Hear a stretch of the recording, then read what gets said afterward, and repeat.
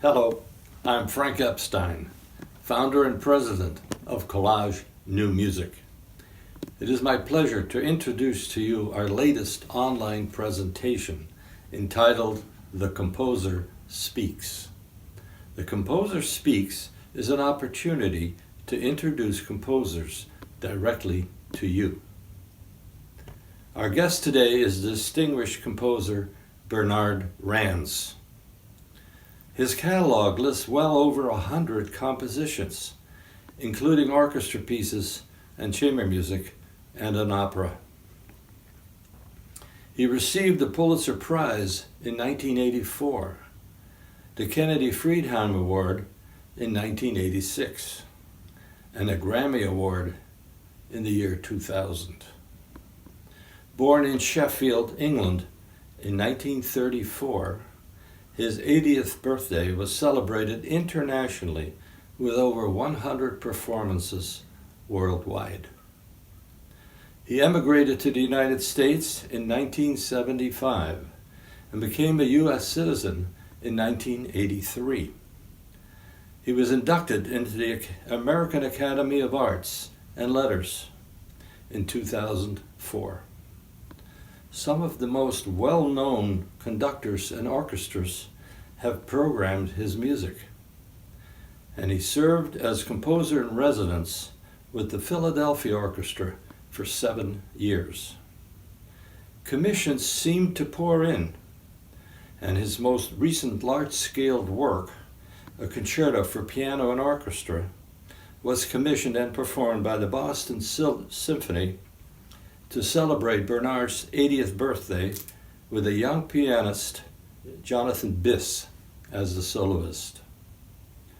Bridge Records released in 2013 a CD of 50 years of Rands' piano music, and I easily counted up 20 more CDs of his music.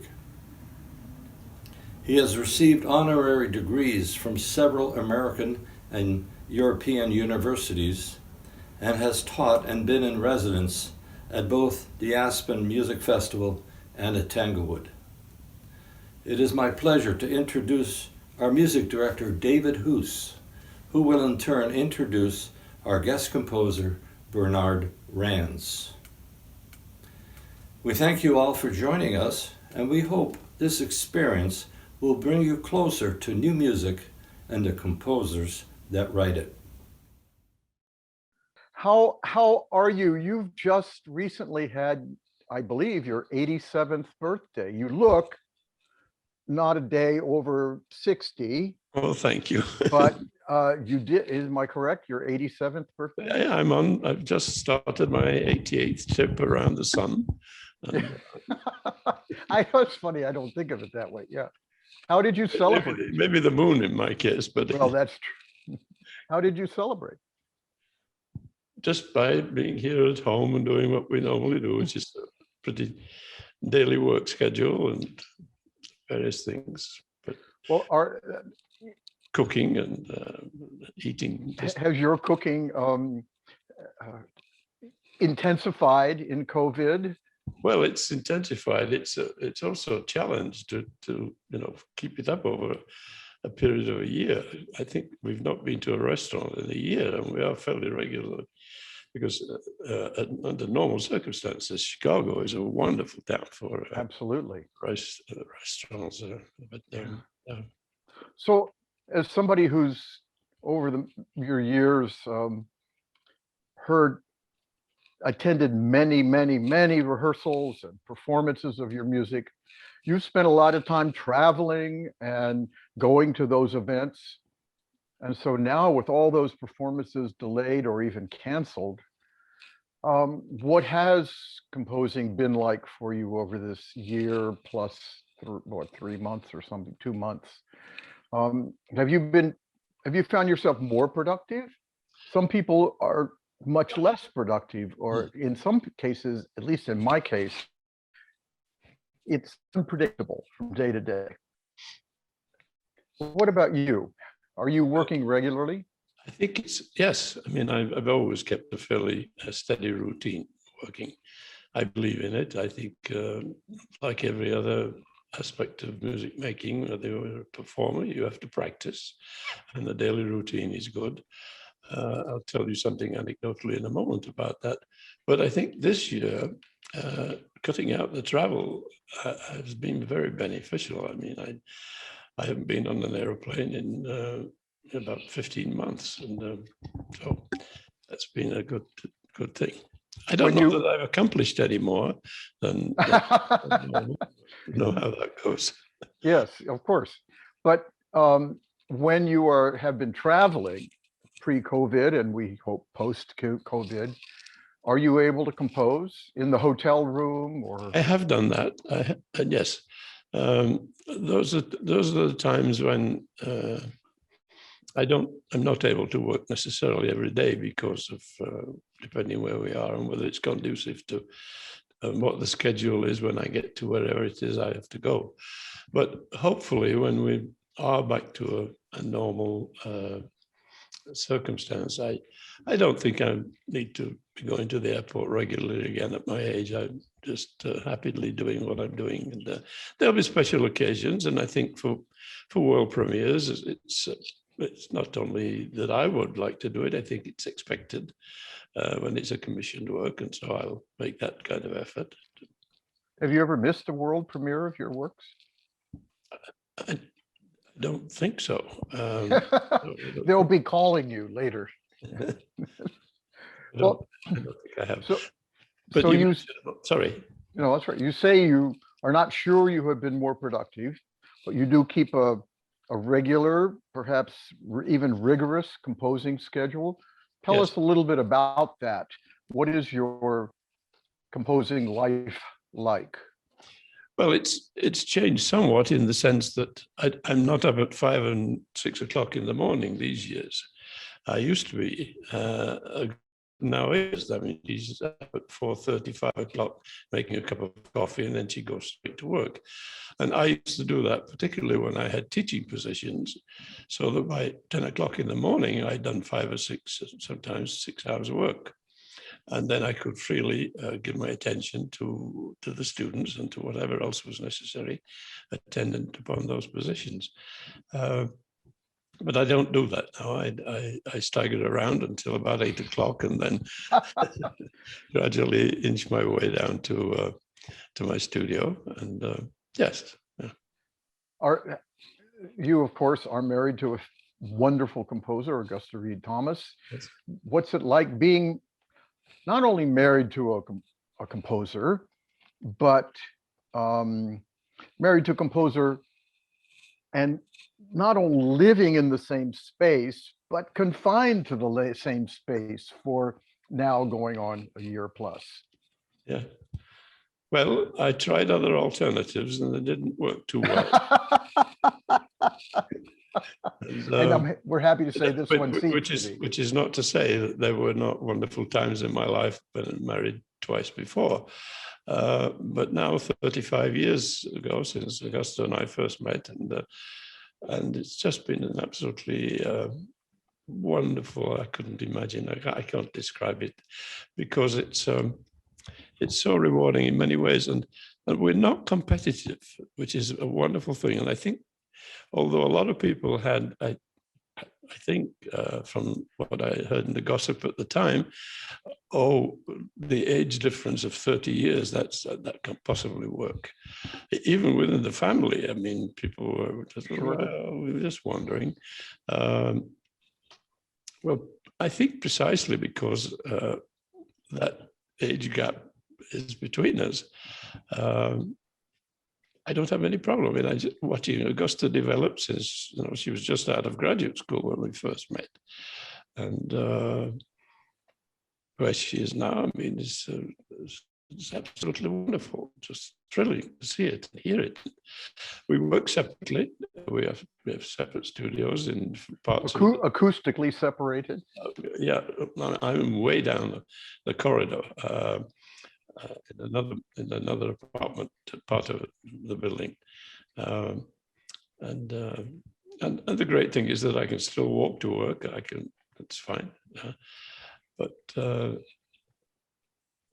we only come together. I mean, occasionally she'll ask me, would you mind listening to what I'm working on? And I say, well, yes, but I'm not going to interfere. It's your music. And when it's finished, and after the performance, and we can listen to it on recording or live, I'll tell you, my reactions. But at this moment, when it's in process, no, I don't want to interfere. So I don't want anyone else to interfere with mine that way either. Even if they think they're giving helpful comments, I don't find it useful. have you ever, well, of course, you had teachers. We'll talk about that during the course of this conversation. And of course, they can be interfering or hands off. There's all kinds of ways of doing that. Yes. And you, of course, also teach or have taught a lot. But do you ever just want Augusta to listen to these 3 pages of music that you've written as well?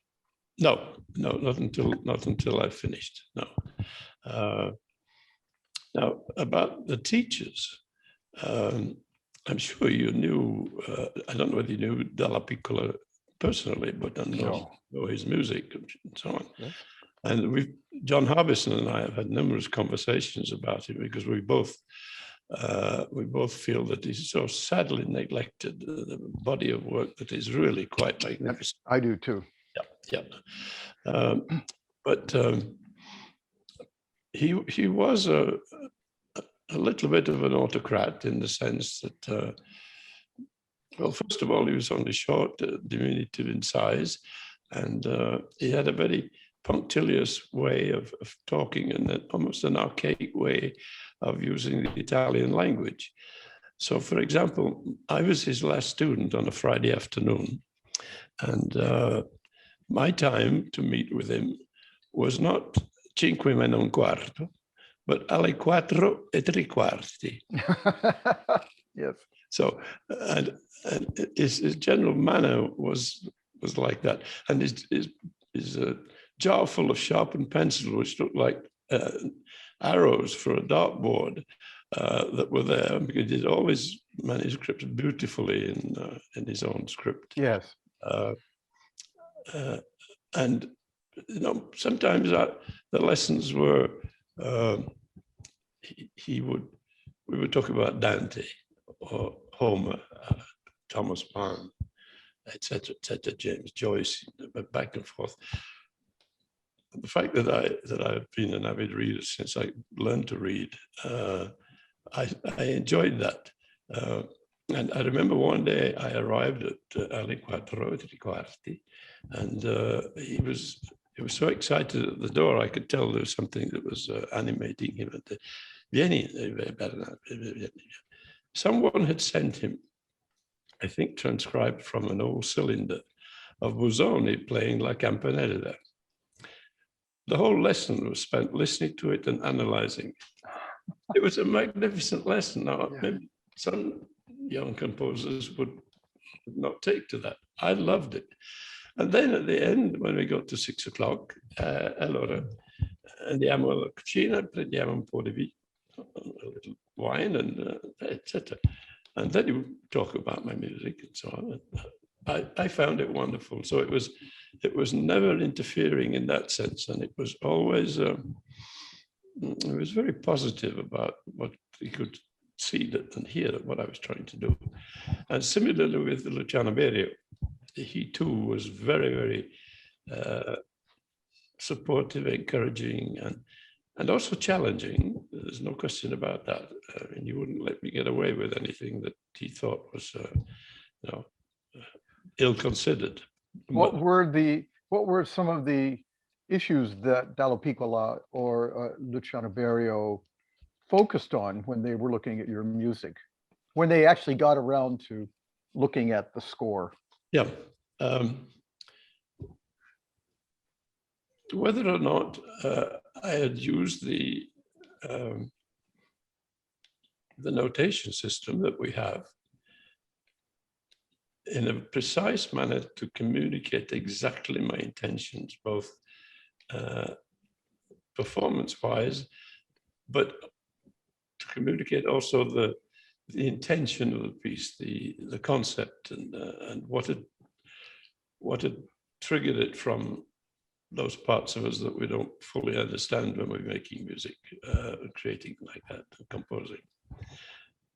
So it sounds like both of them were most focused on the communication, making sure that you were communicating to the performers as fully and accurately as possible your intentions. Did they ever talk about the intentions themselves? Like, why are you doing that? Or why is that G sharp or anything? Oh, yes, and Dalla Piccola particularly, it would why is this G sharp here?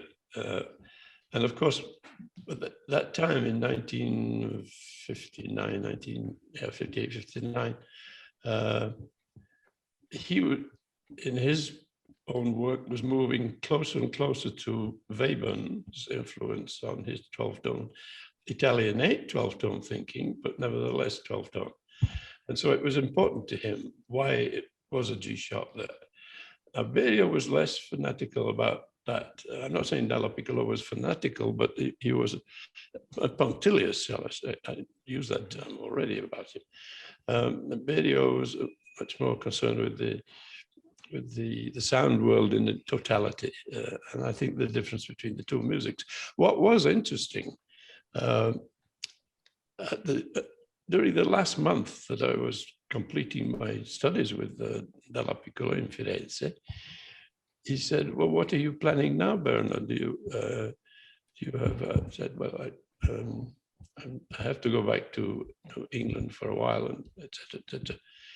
He said, "Because if you are going to study anymore, the only person you can go to is Luciano Berio." Ah. And I had already been in touch with Luciano, and so it was kind of a blessing that he said, "This is where you go next." So he would not have said Karl-Heinz Stockhausen or even Pierre Boulez. Exactly, and not Pierre Boulez, because he felt shunned by Pierre Boulez in a certain way. I don't think Boulez, I don't recall that he conducted Dalla Piccola's music at all. Maybe on occasions, but that's too bad. Yeah. Because the clarity of the ear and the mind would have served Dalla Piccola's music very well. So you also, I think, studied also, of course, with Boulez and Bruno Maderna. Is that right? So what do you have to? I'll probably talk about Boulez a little bit in other contexts, but about Bruno Maderna, slightly older than Dalla Piccola, right? And Pierre Boulez, what do you recall of their observations of your music? I think I learned from them, not so much in having composition lessons as such, but when they conducted my music, I learned more about myself than maybe I would if I just looked in the mirror, by the way in which they approached the score. And again, as you know, Boulez was very precise, and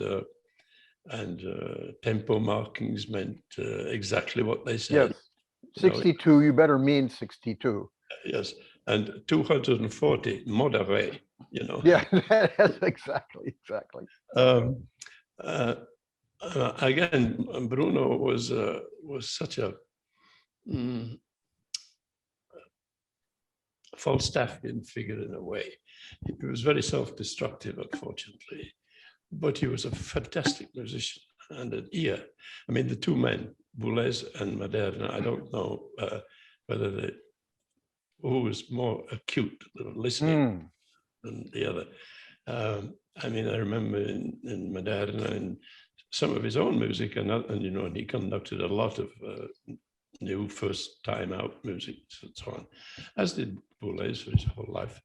But in a massive sound, I mean, Bruno could pick on somebody who wasn't playing the G sharp when it should be right there. Yeah.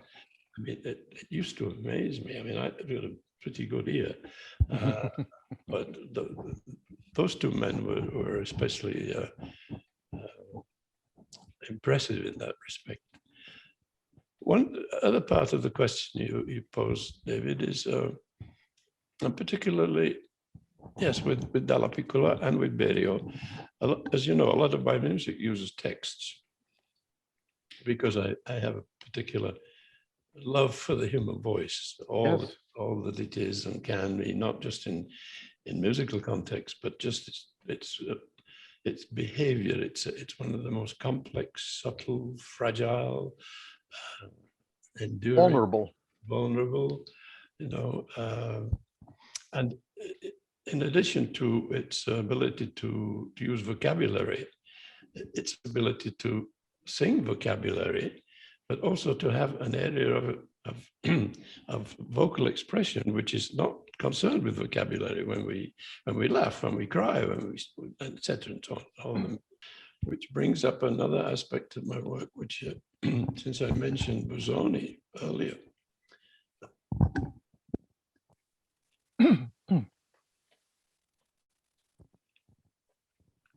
I think he was responsible for a remark that said he thought that the composition process was always transcription. First of all, the imagination in the composer's mind and the ordering and reordering, while it stays in the mind and is being worked out that way, is already part of the transcription. Then it's transcribed into the available notation system. And again, transcribed in such a way that maybe changes take place, and usually do. Elaborations, transformations, corrections, and so on. And then there's that area which roughly we call interpretive possibility, where the performer takes over and transcribes again within a limited and defined area, but nevertheless, it becomes something else. And I think if you follow that to the logical conclusion, that the listener then transcribes the whole thing in such a way that, and I pointed this out to many people who think that there's only one way to listen to music, and if they don't get it, they get frightened, or they shouldn't, oh, I don't know anything about it. That when you've listened to a piece in a live performance, you cannot turn to your neighbor, even if you have all the most fluent technical descriptive vocabulary. You can't tell them what you just heard. You can tell them the obvious, and you know, it's this, and we just saw that, and but you can't tell them what you just heard. And the fantastic thing about this phenomenon of music is that, on the one hand, it is ubiquitous. Every society has it and needs it, which suggests quite clearly that it is a deep human need. And at the same time, it's extremely private, as private as one's communication with one's God. And if people, particularly music lovers who willingly come to concerts but are always a little nervous and wondering, particularly with new music, whether or not they should listen this way or that way, I tell them, you know, it's yours, take it, listen to it. And I've always liked John Lennon's phrase, "a magical mystery tour." You know, let it be that, let it be. I love what you're saying. And what it does for me is point out the wonder of live performance, where a lot of people are gathered on stage. Maybe it's 4, or maybe it's 104. There's the composer, the conductor, perhaps, the musicians, the singers, maybe. And there are, you know, 50 or 2,000 people in the hall coming to listen. And it's a miracle of music in that communal space, that everyone is hearing, unless you've fallen asleep, everyone is hearing exactly the same sounds at exactly the same time.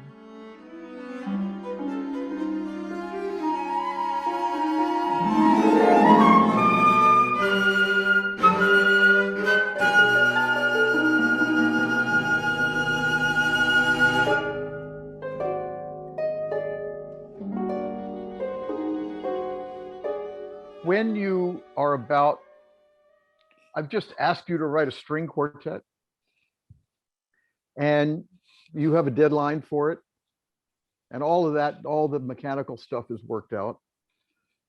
What happens in you? What are your first moves? Do you sketch? Do you have a clear idea of the large shape of the piece? Or does the material moment to moment determine the large shape of the piece, or is there a pattern? Very interesting question, David, and there's not one single answer. But let me say, and maybe this is just personal, the first thing I have to be convinced of is, do I want to do this piece? Because there's nothing more agonizing than sitting down to write something in answer to a commission. And maybe in certain parts of my life early on, I needed the money, like all composers. Is it worth, and I did on more than one occasion actually turn down things maybe I shouldn't have. Those were often interpreted as being offensive and being rejecting the offer. I did it with the BBC, and I don't think I was forgiven for quite a long time. Eventually, that all wore through. So that's the first thing. I think one has to want to do it. The actual process, there are two parts to this. First of all, I carry a notebook, and I always have. It goes everywhere I go. And any spare moment, I scribble things in it. And sometimes it is purely musical notation, an idea for a melody or harmonies and so on.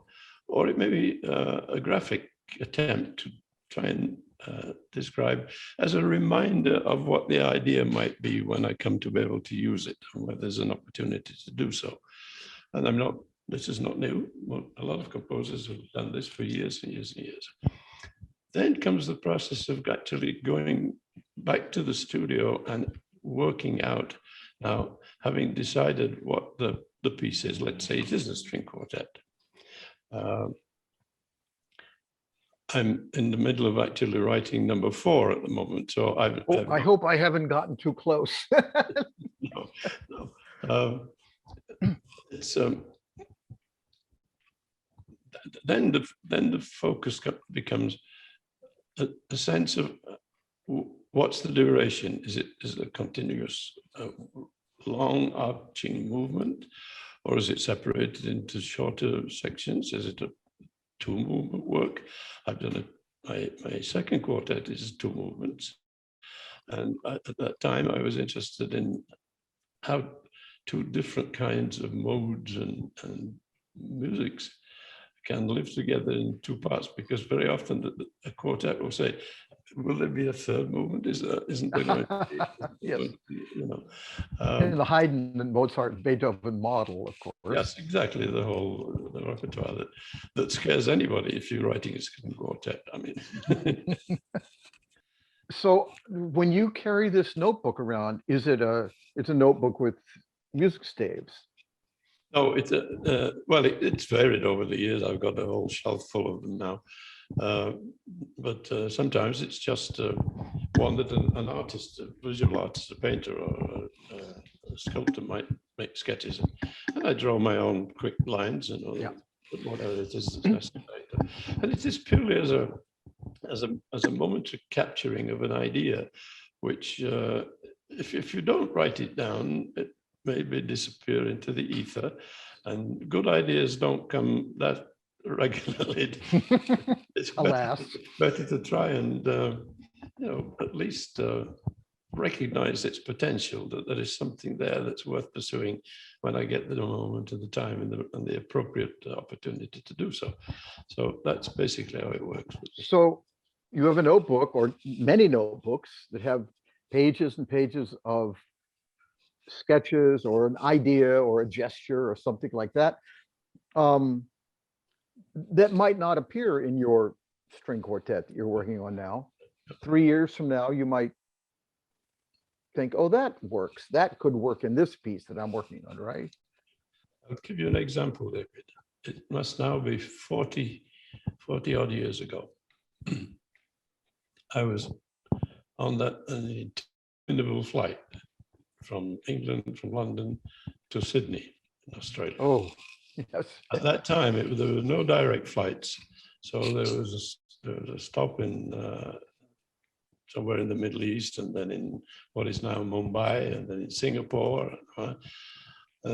I was, to fill in the sheer boredom of the time, I wrote a fairly extensive melody in the notebook of the time. And no intention to be using it, just to fill in the time. And the piece that I did last year, just before we all closed down for this terrible period that we're in, a new work for Riccardo Muti and the Chicago Symphony. And I got out that melody and I made every detail of the piece from that melody. And it's been in that book for ages and ages. As I say, It found its day. Yeah. So, do you revise a lot? I don't. I mean, some composers do. That may sound arrogant and super self-confident. I'm not. I'm very, very. I wish I were a greater believer in my own work. Very often, I have a lot of doubts about it. But when I finished it, to the best of my ability, both technically and spiritually, that it is an honest to God statement that the best I can do at this moment. I don't want to tamper with it anymore. And in a way, one's life as a composer is a series of this. It's yes, you draw a double bar line at the end of one piece, and then you move on to something next, maybe a different genre and so on. But nevertheless, the musical continuity is there, and that's why we can tell over a period of time that's so and so, that's that composer, that's this composer, because what evolves is a stylistic consistency because of that. And once it changes and must change over the years, there is something in the DNA that remains there, and you can tell. And I think even in these years of the 20th century and the many changes and the radical shifts from the Darmstadt of the 1960s and onwards and so on, and now into the 21st century, there's a lot of music that, whilst it may have qualities that escape me, and there's a lot that does, and I blame myself for that, because I do try very hard to remain with open ears and open mind and open heart to everything that I listen to, except when I've given it my darndest and I still don't get it, I'd say, well, Bernard, you're not up to it, let somebody else enjoy it, that's fine. But I think that there is this continuity that goes on. And one thing I'd like to talk about, and I think you know my music well enough to understand what I mean by this. I've often said that music either sings or it doesn't sing. Now, that music that I say is in the category that doesn't sing, I'm not dismissive of it. It may have other expressive qualities that don't depend on melody and don't depend on certain kinds of relationships between harmony and melody. But it's for me, and I think it goes back to my teenage years. Melody is so important, and we were so smart in the early 1960s. We could dispense with this, and music began with us, not all that nonsense. And I remember all the people that came down to Darmstadt when I was, the times that I was there, disappeared without a trace, and there's nothing left. It was all so novel and experimental and so on. when I think back, the music that has survived and the composers who have contributed significantly to the repertoire now is, for me, music that in one way or another has a line that's singable. Now, people said, certainly some of the radical music that I made in that period, oh, I can't listen to that. It's too revolutionary. It's too this, that was a misnomer, because nothing in my music is revolutionary, that's for sure. But with performers who have worked at those pieces, and they are challenging, no doubt, I have often asked them, well, how did you, well, once I'm into it, I realize that they're not conventional melodies, but they're there, they're all over the place. And it's actually quite not easy to learn, but I know why I'm doing what I'm doing and why I have to do it, follow it through that. And that comes from my teenage years. In a sense, the pop music for me, I sang in a madrigal group. And so we sang, Lassos and Gesualdo, Tallis and Palestrina, etc. And then you come to William Byrd and the 16th century. I loved that music because it's all singable. And if you think of the complex counterpoint in William Byrd, every line is singable. It's just miraculous, that music. And so I've always felt this pull towards it needs to have some singable line. And in setting texts, and when I say setting, it's probably not quite the right definition of what we do these days when we place a text into a musical context, and the two collaborate with each other to produce something which is an amalgam of the two. I read poems aloud to myself in the studio, and there's nothing better than listening to a poet reading his or her own poems, because you realize that it's only a step away from singing. If they're good readers of their own poems and the poems are worthy of being read out aloud, then there's a wonderful sense, oh, yeah, the cadences, the mellifluousness of the lines and the rhymes and etc. And so that's always been very, very important in my music, whether it's vocal or not, purely instrumental.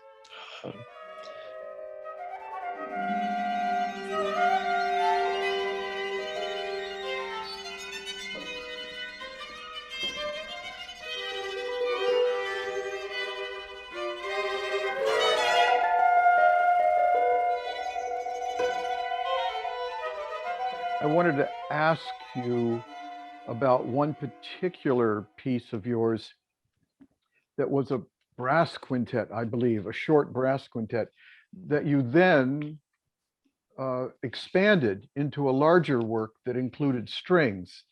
And of course, that I wondered if you might tell us about that and what inspired that that expansion, and how it's like, and maybe how it's not like what Pierre Boulez might have done in Dérive, and Dérive 2, and all his music, yes. yeah, all his music for that.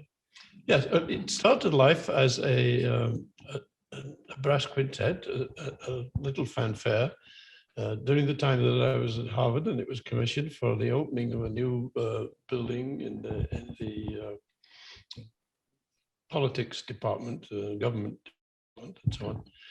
And there it is, and being played a lot. It's 3.5 minutes maybe duration. And then I was asked by the Seattle Symphony to write a work for them, and I decided to take that little brass quintet, and as you said, add a string orchestra. Now, the the quintet stays pretty much like the original. There's some extensions and transformations and expansions, but in general, it's absolutely recognizable. And then the strings are able to take it in different directions, develop and transform what they hear from the brass quintet. I'm fascinated by the idea that this, whatever this is in music, can become that. It's that whole idea of transformation, which we follow through the classical repertoire and so on. You know, the Beethoven little nugget starts there, and then 20 minutes later, it's become this and that. So it's in the nature of musical discourse, musical continuity to have that possibility that it can always become something else. And a wonderful comment, but again by Stravinsky at one point, I think, in his conversations with Robert Kraft. I mean, the old man used to say some very strange things sometimes. Did he really say them, or did Kraft say them? Well, I don't know, but anyway, we'll accredit to Stravinsky. But he was talking about form, and he sort of mumbled that he had no idea what a form of piece was going to be. Well, of course, that's not true. He had a very clear idea of what he was trying to do. What impressed me was, he said, until I draw the double bar line, it still could go somewhere else. And that struck me as being, wow, that's a very profound thought, because this is not, could be finished differently. We think about the final moments of many Beethoven works, which when we think they've completed, the final cadence has already been hanging there for so long, and then off he goes into. Yep. So many times. Yeah. In 1964, your friend and mentor Luciano Berio composed a set of folk songs for mezzo soprano and 7 instruments, something like that. You know, harp and viola and cello, couple percussion, and they were settings of, or they were evocations of fairly well-known folk songs. And 50 years later, at Tanglewood, for Tanglewood Music Center, you composed a set of folk songs, I think for exactly the same instrumentation, or very similar instrumentation. Yes, yeah. And I want to ask you about this, because I have the thought, although no evidence of this, that Berio's folk songs are probably his most performed work. They're very approachable, they're practical, they're not terribly hard, they're quite rewarding for all kinds of people, all kinds of listeners. And I also suspect, again, just suspect that fact might have not thrilled him. That, you know, this work that is a very light work of mine, perhaps other than Sinfonia, you know, is my most popular work. And I'm wondering, when you were writing your folk songs, which are marvelous, whether you had any concerns about, I'm going to write these folk songs and they're in a very approachable musical language, and these are going to become my most famous pieces.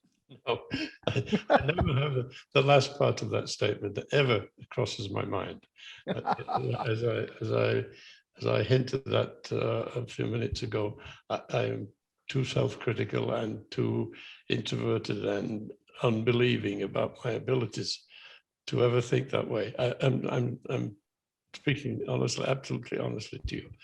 Now, the folk songs, 2 of Berio's ones are not folk songs at all. He made them up. I mean, they're Right.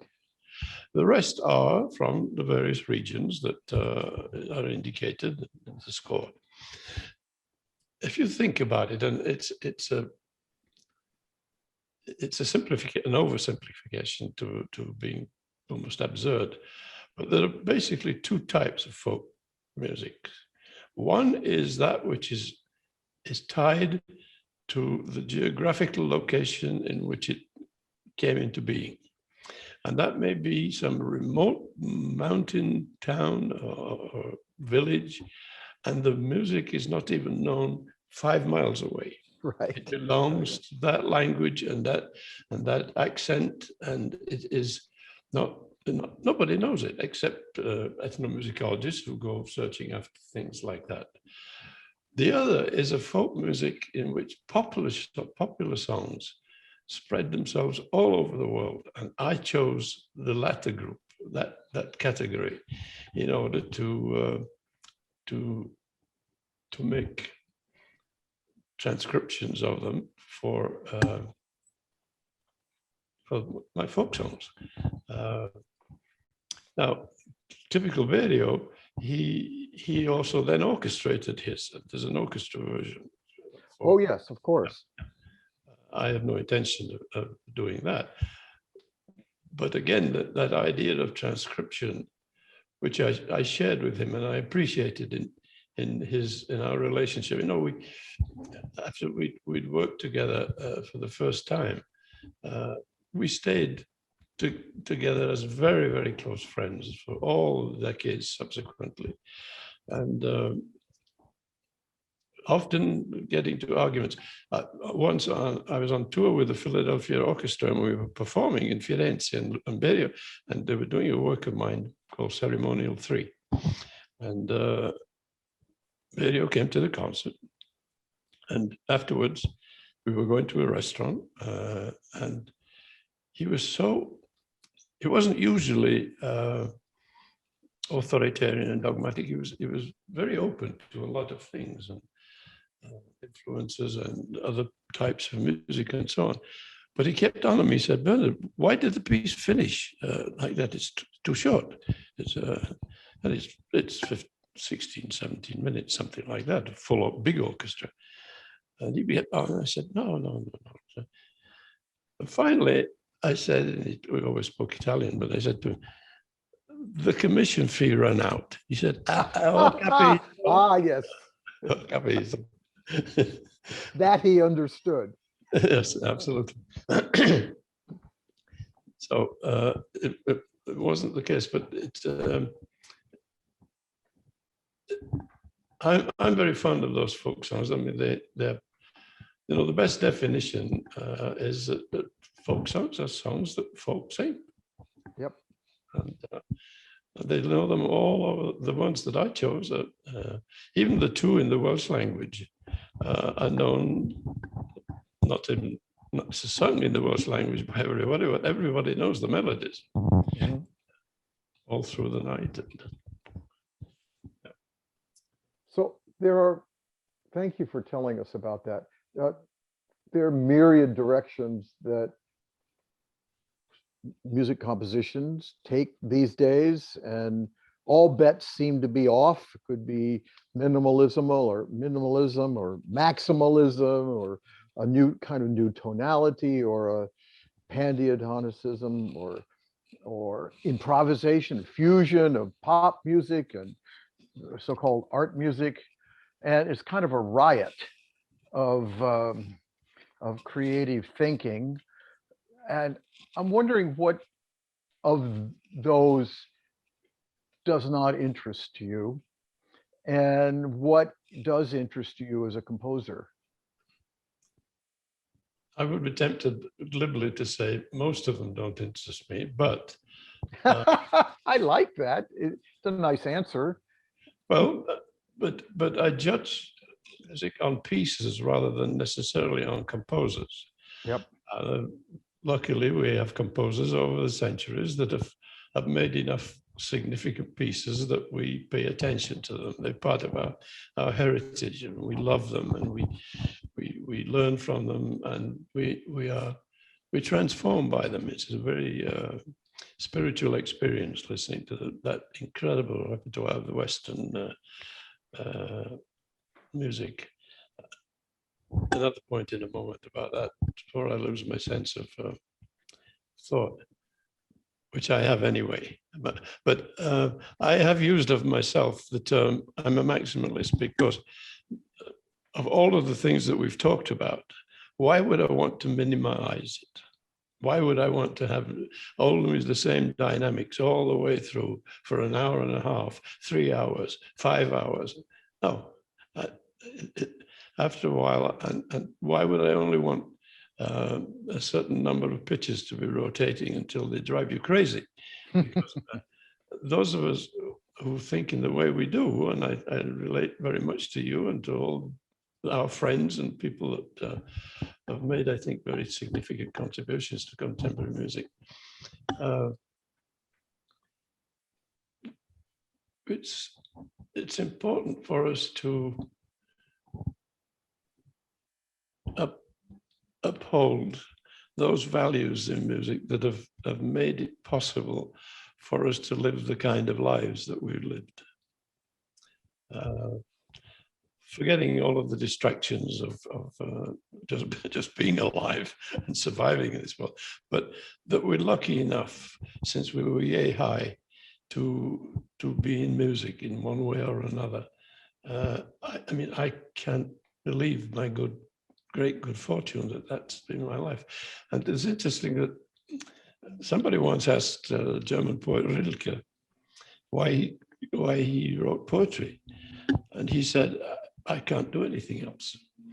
Now, obviously, a man of his intellect could have turned it in many directions, but I know exactly what he means in the sense, I can't do anything else. It's what I've always done, and I've always been in music in that way. And you know, what else would I do? What I love doing most of all. It lets me know who I am with all of the warts and incapacities that one struggles to make something that is deeply satisfying. And the willingness to share that, the sharing for me is very important.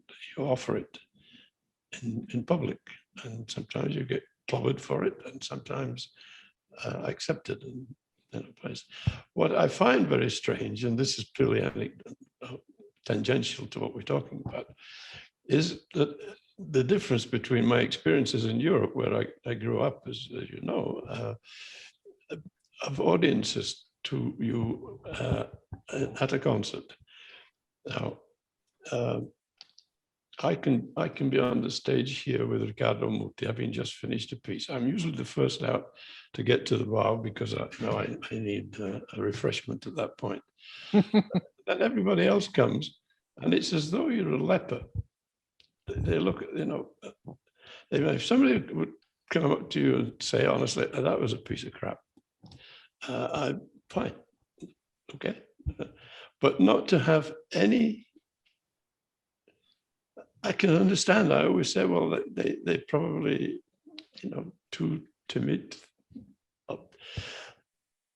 You'll understand this because you've been in as many green rooms after concerts than anybody I know. Now the people who come and they just get in front of your face and they tell you everything. It's the person who comes along, touches you on the hand, doesn't say a word, and walks out. And you know they heard your piece. They heard your performance, whatever aspect of it that pleases you, to know that you got through to them with your efforts. That's very, very, very gratifying.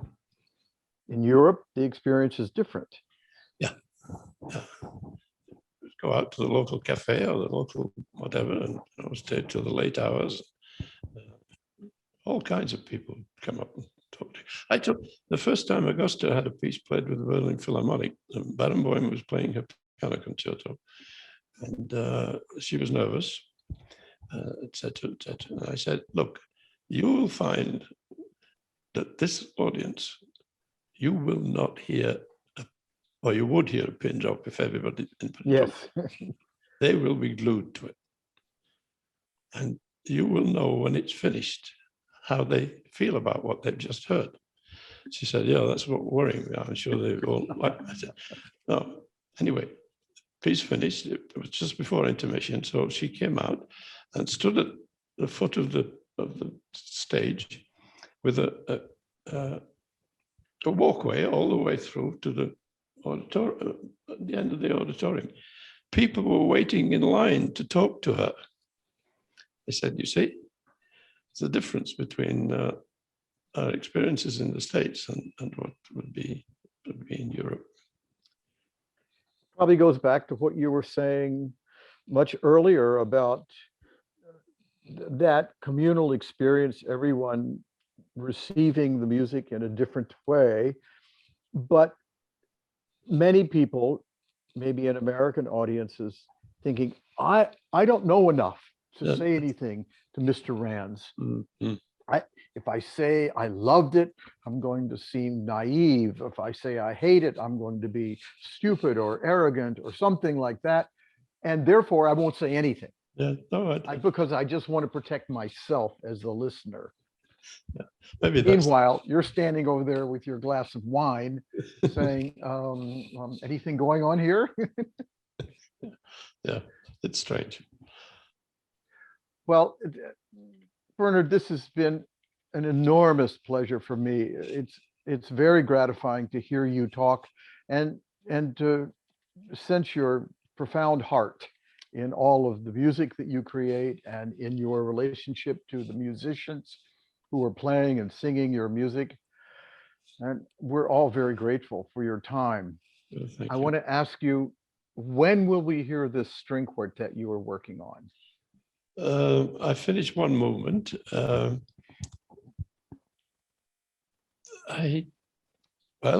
soon as it's possible to get back in the concert hall again, and do it live.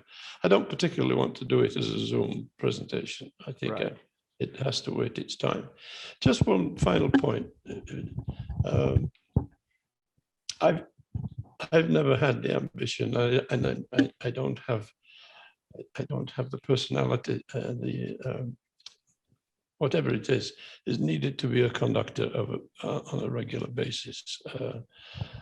I made myself learn to conduct, and I've conducted quite a number of the major orchestras.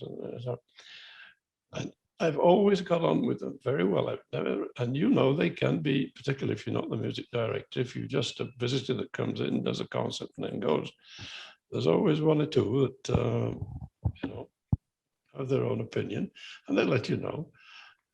But I've always gotten them because I respect musicians so much. The idea that these big orchestra, 80, 90 people, have been practicing since yay high, probably all at some stage thought they were determined they were going to be a major soloist. And now they contribute in a different way their expertise and their brilliance and their virtuosity and their spirit to making this collective thing. And even now, I go regularly to rehearsals of the CSO, not because they're playing my music, they're doing a repertoire concert, because I never fail to be appreciative of the miracle that goes on between musicians and musicians, between sections and sections. And now when a lot of music is ensembles within ensembles, and so on, even from Debussy onwards, I mean, there's a different relationship across the orchestra. And these musicians hear so brilliantly they are on the first read through. They know, okay, got it. I'm with them. And that I just love to watch. I mean, I'm in awe of, and the greater the orchestra, I mean, the more it just thrills me, makes it shivers down my spine of pleasure. I think the common thread to the conversation is community. Whether it's the community of listeners or the community of players, singers, with the conductor, if there's a conductor, and the community of wonderful composers like you. And it is what, of course, at this moment we miss, and we pray will return very soon. Hope so. I hope so. David, it's wonderful to see you again. And let's not Likewise. waste all this time before the next time we get together. Much love to you. You too. Bye-bye. Thank you so much. Thank you. Bye-bye. Collage has performed Bernard Rands' Haunting in the Receding Mist twice, once in 2000 at the C. Walsh Theatre at Suffolk University, and then 4 years later at Payne Hall at Harvard University. Here we present a recording of that second performance.